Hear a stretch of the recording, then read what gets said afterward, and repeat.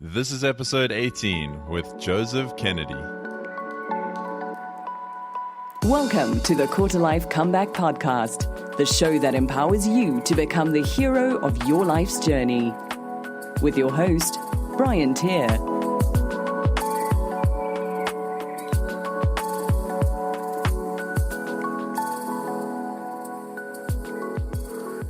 Hey guys and girls, welcome back to another episode of the Quarter Life Comeback Podcast, episode 18 today, and I'm speaking to Joseph Kennedy.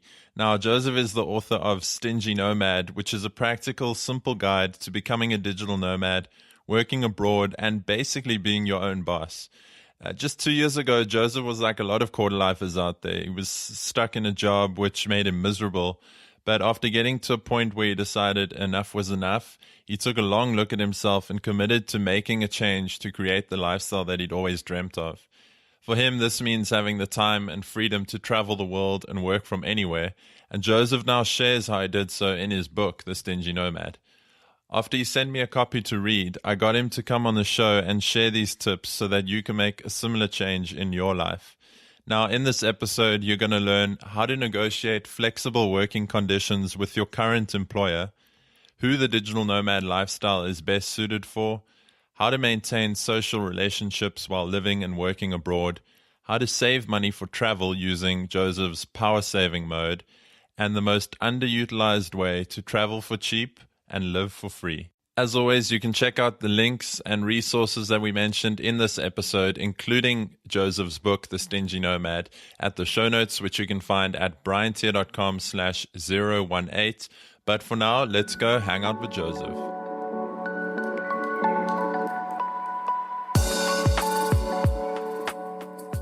Welcome back, everyone, and a big welcome to today's guest. I'm speaking to Joseph Kennedy, but a lot of people will know him as the Stingy Nomad. Joseph, welcome to the Quarter Life Comeback. Hi, Brian. Thank you very much for having me on. No, it's a pleasure. And we connected via email when you let me know about a book you'd written, and we're looking to get the message out there. And I get a lot of sort of similar requests to this, but a lot of it you can see is spam. And I took a read of your book and I really loved it. And then, obviously got you on where we are today. But I wonder if you could just let the guests know or listeners know who is Joseph Kennedy and your story and your quarter life journey till where you are now. Okay, well, hi, I'm Joseph. I'm 23, nearly 24. I'm a digital nomad. I've been working remotely for 2 years this week, actually. I finished university. I got an internship with an environmental company working as the in-house writer. I did that job for about a year before they let me hit the road properly. And from then, my mind has just been hell-bent on travel and finding a way to make a digital income so that I can stay on the road. And that's it, really. I think it's that drive that's helped me find avenues for income. Yeah, and you were pretty miserable at one stage in your work situation, right? Yeah, so that job was great, but it kind of fizzled out. And then I found another one really quickly afterwards. And in that job, it was probably the worst 3 months of my life. And I know some people have said to me, oh, well, 3 months, you didn't really give it a full chance. But I think you know quite quickly when you're in the wrong place, you're in the wrong place. So in those 3 months, I think within the first month, I knew this isn't for me. So I pinched the pennies in every way that I could and saved absolutely every bean just so that I could get away. Like a true stingy nomad. Yeah. Now, Joseph, you mentioned in the first job that they allowed you to really to hit the road. And do you have some tips for how to negotiate flexible working conditions with your current employer?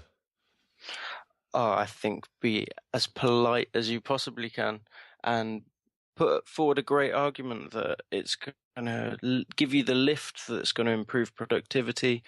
It's going to make you more responsible, more independent, and give you a fresh outlook on life. And I think a lot of employers will respect that if you say, I want to stay with this business, but I also want to travel. Can we find a balance so that I don't have to leave because I do love working here. And I think a lot of employers will respond positively to that. And you've got this benefit that a lot of people, when they go travel, they go somewhere that's maybe 6, 7, 8 hours difference in the time zone. And a lot of businesses can benefit from that. Yeah. Like having someone in another part of the world that far ahead or behind to catch a different market. Yeah, and I think that's one of the awesome things about the time that we live in now is that, you can be at a company that you love and still be experiencing different places. It doesn't have to be an either or. Now, Yeah. you pretty much fully remote these days. What does your daily routine look like? I'm interested to hear that. Oh, my daily routine at the moment is really bad. There's no routine. There's none. I wake up when I want. I do whatever I want. I do some work. I don't really build a schedule or anything. I think I just go with the flow. That's the kind of the position that I always wanted to be in, where there is no 9 to 5, there is no 10 till 6. There's no you have to be here doing this at this exact time, because I don't really like that. So when I'm motivated, I do work. When I'm not, I don't. I mostly work in the mornings. That I prefer to work early than late. Yeah, and I suppose that answer is a perfect example of why someone would want to be doing the type of lifestyle that you're living right now. So Yeah. that leads me to my next question. The digital nomad lifestyle, is this for everyone? And if not, who is this better suited for? I don't think it's for everyone. I'd like to. In a perfect world, everyone would be traveling and sharing stories. But the reality is some people just can't sit at their computer and do the work, and they can't manage multiple clients, and they can't get to grips with different technologies and different skills. I think it's really aimed at people with digital skills, or maybe a language to share, or someone with the right contacts who can give them little jobs and tasks that earn them enough money to travel. I think you could be like a handyman of the internet if you knew enough people who had enough jobs for you. Yeah, I think for a lot of people, like they might like the consistency and the schedule and sort of being told what to do almost. Not saying that in a rude way, but just some sort of predictability. And for them, then the corporate thing might be a good solution. But if someone's looking for more independence and designing their own routine and day, then yeah, I think the digital nomad thing is well worth a look in. Oh, in that sense, yeah, I agree. I was looking at from more of a skills way. But really, yeah, it is quite hard to be your own boss, to be your own manager, to drive yourself. Or if you have a remote working agreement, it can be quite hard to, stick to it when you're in a beautiful place and it's hot and the beach is 100 meters away. Sitting there on your laptops is more of a chore than being in the office where it's, air conditioned and, you sat around drinking coffee. Yeah. Now, one of the things that I love when you emailed me initially is, you said after you took the leap basically and started becoming your own boss, and I quote this, you said there was no homelessness, no living on soup, no destitution. And I think I can relate to that as well. When I quit my corporate job, is we have these thoughts that come into our mind when we think about quitting, and it's almost like our minds like trying to get us not to act and not to do the thing that we know we really should or want to do. But it's also never really as bad as we think it'll be. Yep. What are some of the common reasons that you hear young people saying for not doing this type of thing? Oh, I think we're just so conditioned to just be obedient and be normal and live just a regulated life. And I think it takes a certain exposure to different ideas and opinions that kind of breaks you from that idea. And I think you have to hear it enough and read it enough and see it enough, watch enough YouTube videos and read enough books and see enough bloggers saying, you can do this, you can be a digital nomad, you can break free from your routine and your life and all of the stress that comes with that, but you have to act. And then you obviously have those fears, those natural fears of the troubles that will come your way from doing it, but you'll never know otherwise. Yeah, and you mentioned books and surrounding yourself with resources. Your book, I must say, I found it really valuable and insightful, and it was very practical too. It wasn't this wishy-washy like you can work from the beach or whatever. It was really practical, and even though I haven't and I mean, my work is all remote, even though I haven't gone traveling while working as such. I still picked up some really great tips and resources that I'm using day to day now anyway. So I'd highly recommend everyone go check that out. I'll have it linked in the show notes.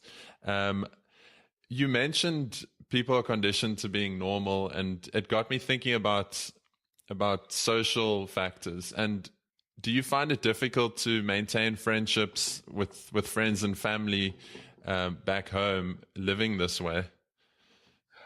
I don't struggle at all, and I really feel for people that do. When I'm away, I've got my group chat with my friends, with all the lads. You know, we're talking on that all day, and there's always loads of nonsense going on.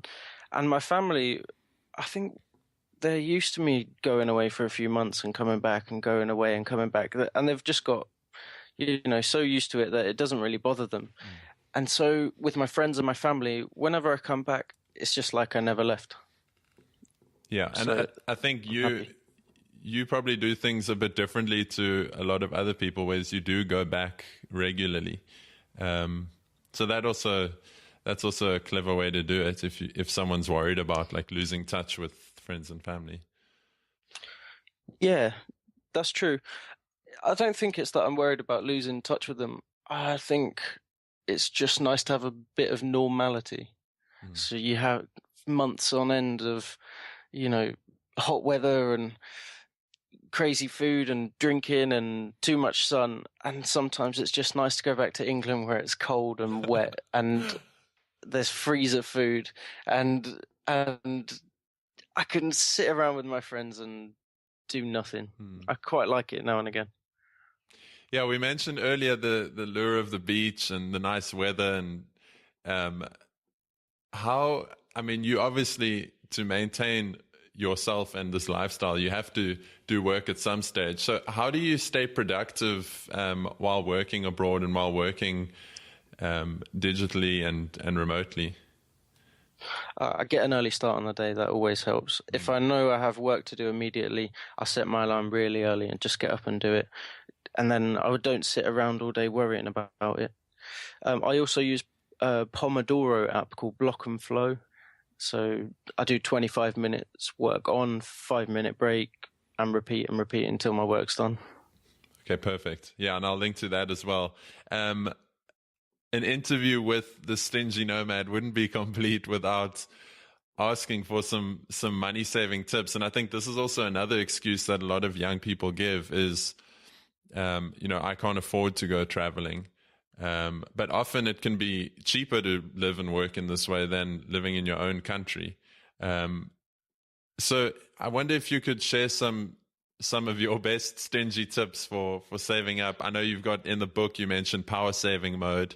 So I wonder if you could get into that for us just briefly. Well, yeah, power saving mode is the mindset you have to get into before you hit the road. And you need a few months at least really to get into it. And it's partly evaluating all of your expenses and seeing that can be cut, that can be cut, that can be cut, that can be reduced. And really thinking, okay, well, if I really do this hard and I'm strict with myself, then maybe I can hit the road sooner, or maybe I can hit the road with a few hundred more pounds or dollars, whatever. I think it should be the carrot and the stick. It should be both your motivation to get out sooner, but also it needs to be the kick that stops you delaying not going sooner, if that makes sense. Yeah, Because people tend to put off, they delay and delay and delay. Yeah, and another great thing that I picked up from your book, I mean, there's some work options that we can maybe touch on later that I didn't even knew existed. But another great thing that you mentioned in the book is, you know, when you are traveling, two of your biggest expenses are food and accommodation. And one thing that you like to do, I think you've just come back from one, is volunteering. Could you explain how that works in terms of saving your accommodation? So, yeah, for the last 2 months, I've been backpacking and volunteering in Spain. And what that's allowed me to do is wipe out my accommodation and food costs.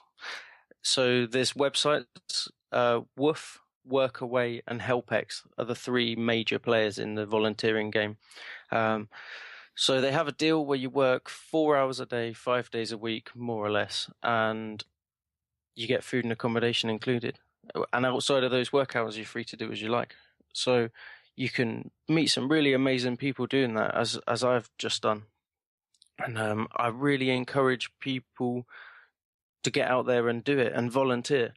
I'm working on a second book that covers volunteering in a huge amount, because I think it is a really untapped resource for upcoming digital nomads, especially those within the first year of their digital nomad experience, when maybe the income's not so great and they want to keep costs low and travel and live abroad and also have some home comforts and kind of gradually build into a really strong digital nomad lifestyle. I think that is the way to go, or it could be.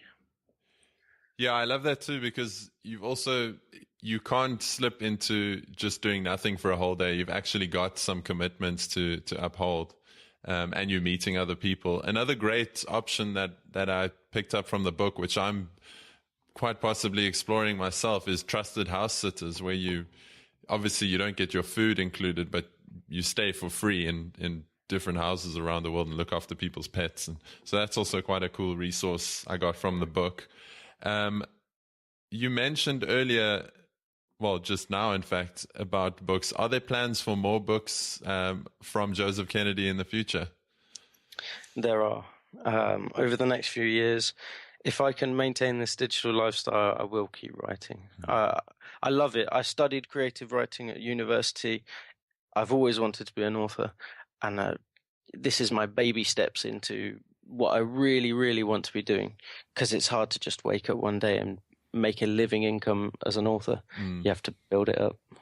And any teasers into what those books will be about? Is it also traveling, or? I've actually got a list. I know. So volunteering is one. I do want to do one about house sitting as well. And here we go.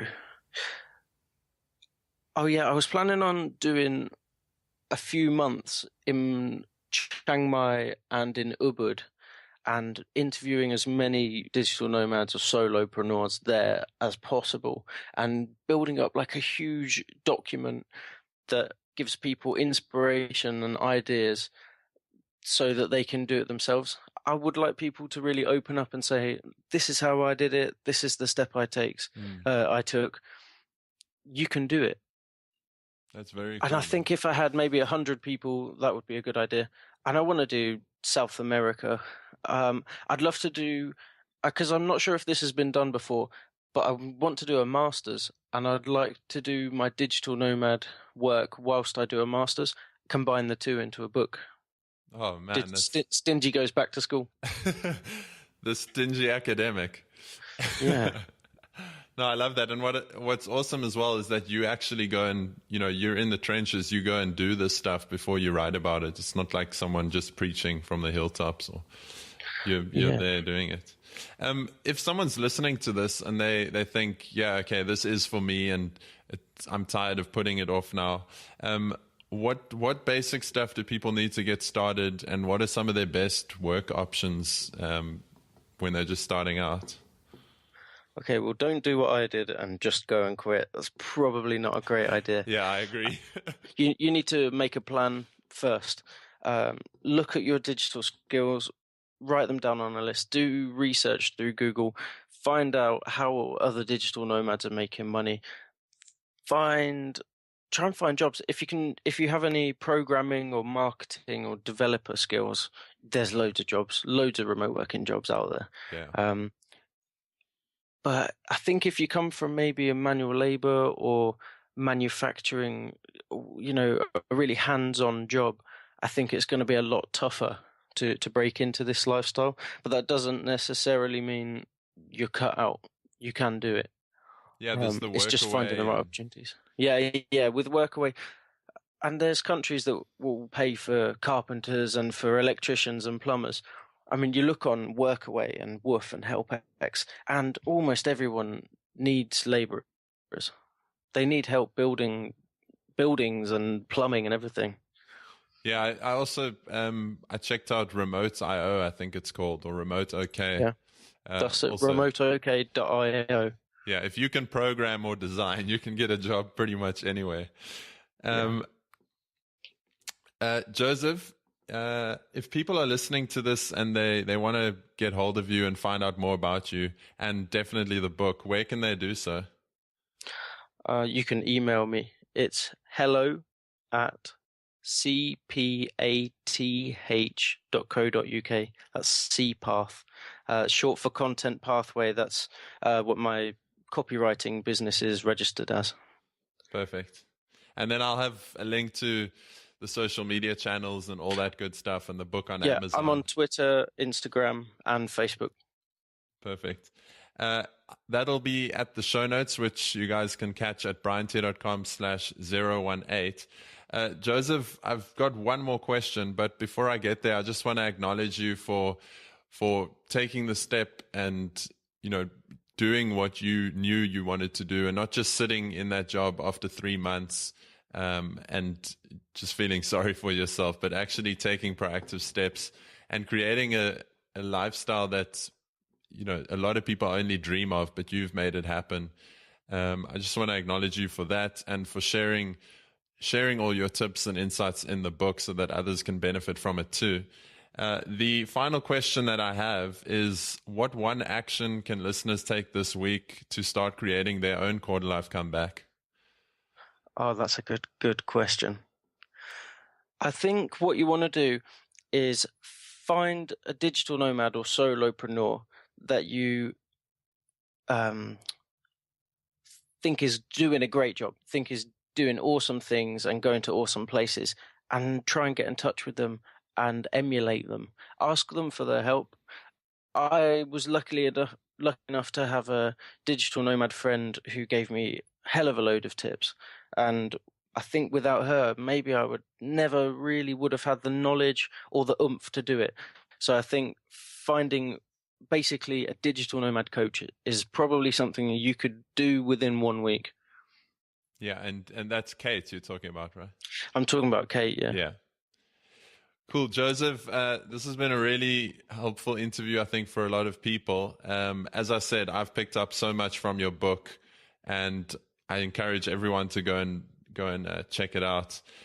Thanks for coming on the Quarter Life Comeback, and enjoy the trip to Thailand, man.